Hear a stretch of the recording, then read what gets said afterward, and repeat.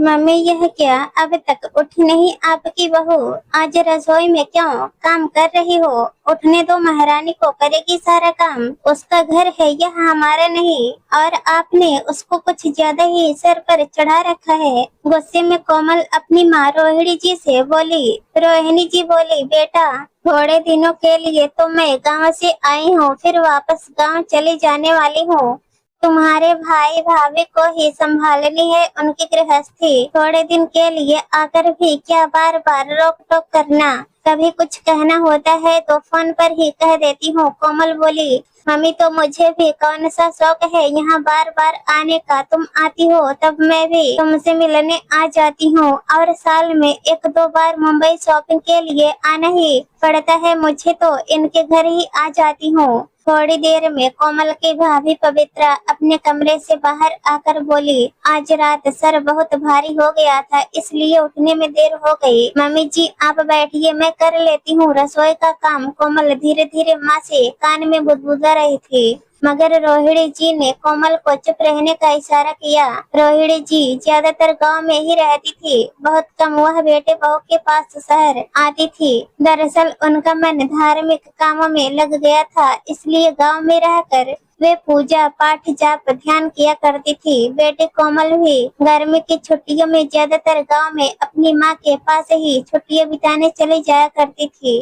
कोमल साल में 2-3 बार मुंबई शॉपिंग करने के लिए आती, तब भाई भाभी के घर पर 3-4 दिन रह कर जाती। भाई राजीव मुंबई में एक प्राइवेट नौकरी करता था और 3 कमरों के एक किराए के मकान में रहता था। हर साल राजीव और पवित्रा माँ से मिलने गाँव चले जाया करते थे, क्योंकि माँ ज्यादा शहर नहीं आती थी। इस बार कोमल और रोहिणी जी मुंबई के लाल बाग के राजा गणपति जी के दर्शन के लिए आए हुए थे, और लगभग 15-20 दिन के लिए आए हुए थे, और लगभग रुकने का इरादा भी किया हुआ था उन्होंने। उनके आने से पहले ही राजीव और पवित्रा ने सारे इंतजाम अच्छे से कर लिए थे। घर का राशन भराना, लाइट पानी की व्यवस्था, घूमने के लिए टैक्सी बुक करना, सारी व्यवस्था कर दी थी, क्योंकि वह लोग नहीं चाहते थे कि माँ बहन मिलकर वापस कोई हंगामा करे। उन्हें याद था वह दिन जब पिछली बार कोमल से उन्होंने सिर्फ इतना ही कहा था कि लाइट बंद कर देना। इस बात पर कोमल ने कितना हंगामा मचा दिया था। कोमल ने कभी अपने भाई भाभी की हालत समझने की कोशिश ही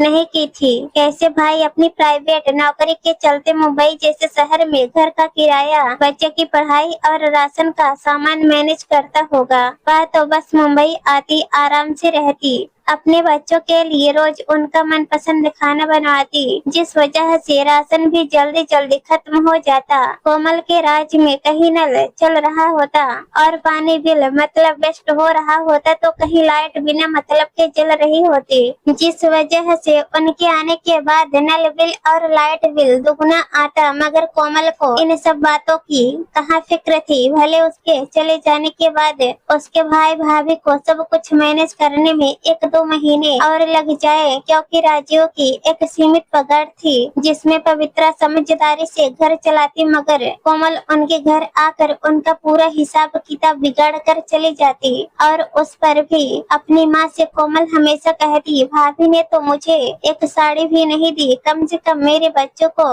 लिफाफे कर देती। अब ससुराल में क्या इज्जत रह जाएगी मेरी? भाभी तो बहुत कंजूस है, मेरे बच्चों को उनका मनपसंद खाना तक नहीं खिला पाई, और भी बहुत कुछ नमक मिर्च लगा कर बताती। माँ तो आखिर माँ ठहरी। बेटे की हर बात सही मानकर रोहिणी जी बेटे बहू को फोन पर डांट फटकार लगाती और कहती, एक ही तो ननद है तुम्हारी, कौन सी 100 ननद है जिनके लिए तुम्हें करना है, और इतने पैसे बचा कर क्या ताजमहल बनवाओगी? अरे बेटियों को तो भर भर कर दिया जाता है, इसी से तो बेटियों की दुआएं मिलती हैं, और इन्हीं दुआओं से तो भाई की तरक्की होती है। तुम्हारी माँ ने सिखाया नहीं क्या यह सब तुम्हें? या तुम्हारी भाभी भी तुम्हारे संग यही करती है जो तुम मेरी बेटी संग इतना दुर्व्यवहार करती हो? रोहिणी जी वैसे तो बहुत अच्छी थी, मगर बेटे के भड़काने पर जैसे उनमें माँ काली प्रवेश कर जाती, क्योंकि उसके बाद रोहिणी जी का एक अलग चेहरा ही सामने आता, जिससे बेटे बहू भी थर थर कांप जाते। पवित्रा राजीव जी को सच्चाई बताना चाहती थी, मगर फिर यह सोच कर चुप रह जाती कि बेटे के आगे बहू की हर बात वैसे भी झूठी साबित होगी। कोमल दीदी जो बोलेंगी वही मम्मी जी को सच लगेगा। ओ भला मेरी बात पर विश्वास क्यों करेंगी? सास बहू ननद भौजाई में हमेशा गलत फहमियों की खिचड़ी ही पकती रही, जो कभी दूर नहीं हुई। रोहिणी जी तो सिर्फ यही चाहती थी कि उनके बेटे की खातिरदारी अच्छे से हो, जो कि उनके बेटे बहू ठीक से नहीं करते। ननद को लगता था कि भाभी बहुत कंजूस है, और भाभी वह तो बेचारी आसमान छूती महंगाई से परेशान थी, फिर भी उससे जो बन पाता करने की कोशिश करती। वह परेशान थी अपने हालातों से, मगर सभी के सामने अपना दुखड़ा रोने का भी क्या फायदा। फिर भी पवित्रा ने इस बार सारी तैयारियों से इन लोगों का स्वागत किया था, मगर कोमल हर बार की तरह इस बार भी कुछ न कुछ बोले ही जा रही थी। एक दो बार तो रोहिणी जी ने कोमल को चुप रहने का इशारा भी किया था, मगर कोमल कहाँ सुनने वाली थी। पवित्रा ने रसोई में सभी के लिए गर्मा गर्म खाना बनाया और सभी को खाना परोसने लगी। खाना देखकर कोमल तुरंत बोली, यह क्या भाभी, खाने में सिर्फ रोटी दाल और सब्जी, चावल क्यों नहीं बनाए? पुलाव की तो उम्मीद आपसे कभी कर ही नहीं सकते, कम से कम चावल ही बना देती। और यह क्या हलवा? हलवा आजकल कौन खाता है? बाजार से अच्छे वाली मिठाई मंगवा देती। हाँ, मगर उसमें तो आपका पैसा खर्च हो जाता ना, इसलिए नहीं मंगवाई होगी। मेरा नहीं तो कम से कम अपनी सास का ही लिहाज कर लेती, वह तो कितना कम यहाँ आती है। फिर कोमल अपनी माँ से बोली, देखा माँ, मैं कहती थी ना भाभी कैसे खातिरदारी करती है अपने ससुराल वालों की, आपने भी देख लिया होगा अब तो। रोहिणी जी तब कुछ नहीं बोली और सब लोग खाना खाकर आराम करने चले गए। पवित्र ने रसोई की सफाई की और दोपहर की चाय बनाने लगी। सभी ने चाय पी। उतने में कोमल के बच्चे आकर बोले, मामी हमें चॉकलेट शेक पीना है। पवित्र ने उनके लिए चॉकलेट शेक बनाया तो बच्चे बोले, इसमें चॉकलेट सिरप तो है ही नहीं, इसमें तो बॉर्नवीटा है, हमें नहीं पीना ऐसा चॉकलेट सिरप। कहकर बाजार से चॉकलेट सिरप मंगवाने की जिद करने लगी। पवित्र ने जल्दी से बाजार से चॉकलेट शेक मंगवा लिया। इस तरह अब बच्चे भी रोजाना बाजार से कुछ न कुछ मंगवाने लगे। आज सुबह भी उनके कहने से बाजार से सभी के लिए समोसे और कचौड़ियाँ मंगवाई थी, जबकि नाश्ता रसोई में बन चुका था, मगर वह नाश्ता किसी ने किया नहीं। दोपहर के खाने में बच्चों की फरमाइश पर ही पवित्र ने सभी के लिए छोले की सब्जी और पूरियाँ बनाई थी। डाइनिंग टेबल पर जब सभी लोग खाना खाने बैठे तो पवित्र बोली, भाभी इतना तेल वाला आइटम मैं नहीं खाती, मेरे लिए रोटियाँ सेक कर ले आइए। पवित्र टेबल पर से उठकर जा ही रही थी कि रोहिणी जी जोर से बोली, बहू तुम कहीं नहीं जाओगे, आज जो लंच में बना है वही सभी को खाना पड़ेगा। रोहिणी जी की कड़कती आवाज सुनकर सभी लोगों ने चुपचाप खाना खा लिया। फिर सभी लोग खाना खा कर जाने लगे तो रोहिणी जी बोले, रुको कोमल, तुम यहीं बैठो, मुझे तुमसे कुछ बात करनी है। कोमल बोली, मम्मी क्या काम है आपको? एक तो कितनी गर्मी है यहाँ, मुझसे तो सहन ही नहीं होता, और ऊपर से यहाँ हॉल में सिर्फ कूलर की व्यवस्था है, मुझे एसी वाले कमरे में जाकर लेटना है। रोहिणी जी बोली, बेटा तू भी तो हमारी तरह मध्यम वर्गीय परिवार में ही पली बढ़ी है। हाँ, अब तू हमसे ऊंचे खानदान में ब्याह दी गई है, इसलिए तू तेरी भाभी को इतना कुछ सुनाती है और हर वक्त नीचे दिखाती है, और वह बेचारी तो एक शब्द मुँह से गलत नहीं बोल। मैं अब तक यही समझती आई थी कि पवित्रा सच में तेरा और बच्चों का ख्याल नहीं रखती होगी, मगर इस बार मेरी आंखों ने जो देखा वह गलत नहीं था। अगर तुम हमेशा यहाँ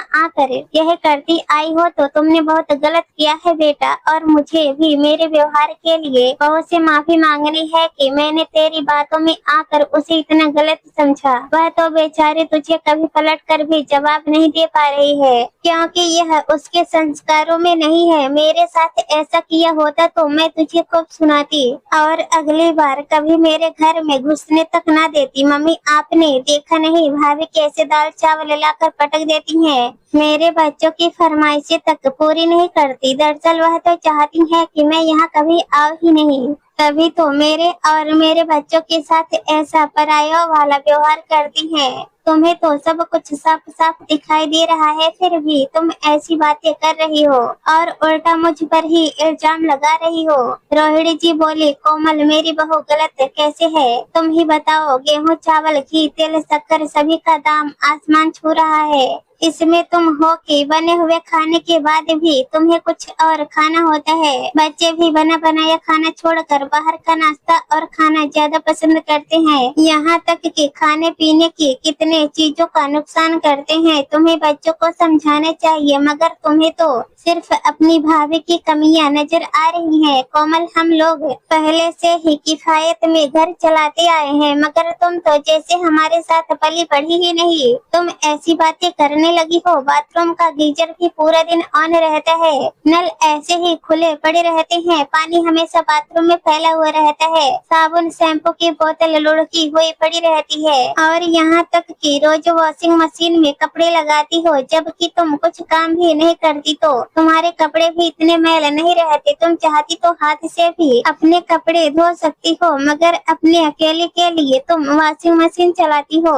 लाइट बिल नल बिल की तुमको कोई परवाह ही नहीं है। तुम अपने घर में भी इसी तरह लापरवाही से रहती हो या यहाँ आकर ही यह सब करती हो? तुम हमेशा शॉपिंग करने आती हो और भाई भाभी के घर रुक कर घूमना फिरना खाना पीना करती हो, तो सोचो तुम्हारी कितनी बचत होती है। क्योंकि अगर भाई भाभी का घर यहाँ नहीं होता तो तुमको होटल में रुकना पड़ता, तो सोचो तुम्हें खाने पीने रहने घूमने हर चीज का किराया देना पड़ता, तब तुम्हारा कितना खर्चा होता। और इतना खर्च करके तुम अगले 5 साल कहीं घूमने फिरने का नाम तक नहीं लेती, समझी? यहाँ अपने भाई भाभी की परेशानी समझने के बजाय तुम उन पर इल्जाम लगाए जा रही हो। जहाँ तक मैंने देखा तुम्हारे भाई भाभी ने तुम्हारी खातिरदारी में कोई कमी नहीं रखी, और अब मैं समझ चुकी हूँ कि वे लोग हर बार तुम्हारी इसी तरह से खातिरदारी करते होंगे, मगर तुम ही अपने पैसों के घमंड में चूर होकर हमेशा उन्हें नीचे दिखाती आई हो। अब से तुम्हें अपने भाई भाभी के घर आने की कोई जरूरत नहीं है,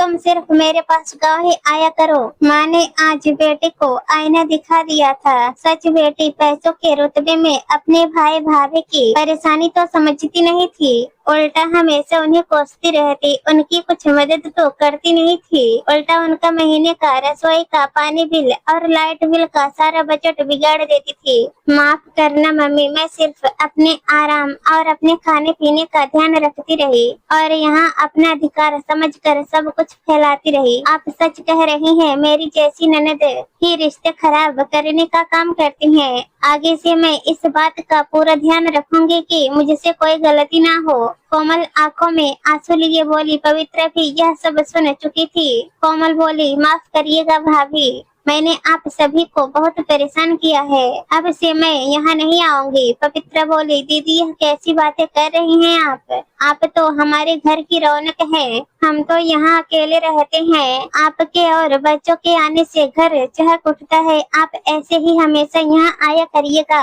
हम लोग हमेशा कोशिश करते हैं कि आप यहाँ से खुश होकर जाएं, और आज आपको यह बात समझ आ गई, मुझे इस बात की खुशी है। आप अगर नहीं आएंगे तो मैं ननद भाभी के खट्टे मीठे रिश्तों का अनुभव कैसे कर पाऊंगी? पवित्र ने मजाक किया अंदाज में कहा तो सभी लोग अपनी हंसी नहीं रोक पाए और सभी साथ में खिलखिला कर हंस पड़े। बस दीदी इतना ध्यान रखिएगा कि यह रिश्तों की डोरी कभी टूटे ना, क्योंकि यह डोरी टूटने के बाद बहुत मुश्किलों के बाद जुड़ती है। पवित्र आंखों में आंसू लिए बोली। कोमल बोली, भाभी मैं हमेशा ध्यान रखूंगी कि अब यह रिश्ते की डोरी कभी नहीं टूटेगी।